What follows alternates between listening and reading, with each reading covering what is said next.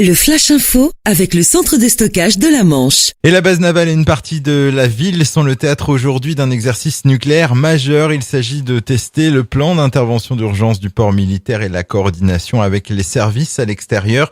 Le scénario prévoit un incident sur la chaufferie d'un sous-marin nucléaire d'attaque. Outre le personnel de la base navale, 25 000 habitants de Cherbourg-en-Cotentin sont invités à y participer.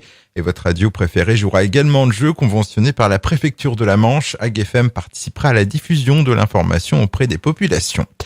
Nucléaire toujours, Areva a annoncé hier soir que l'État français, son actionnaire principal, participerait à une augmentation de capital de 5 milliards d'euros. Une étape cruciale franchie dans le cadre du plan de sauvegarde du géant du nucléaire en difficulté financière.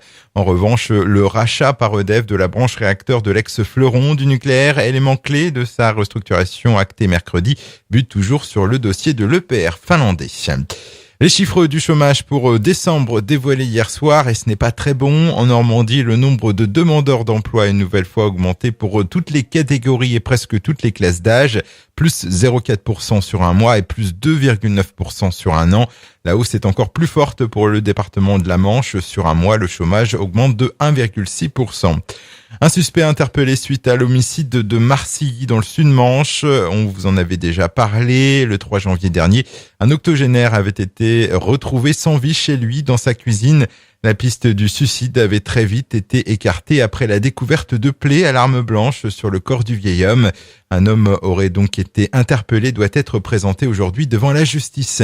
Et puis un mot des papillons de nuit. Pour la première fois de l'histoire du festival de Saint-Laurent de Cuves, la prévente des billets à tarif réduit rencontre un tel succès qu'ils sont déjà tous vendus, et ce avant même que la programmation complète ne soit dévoilée.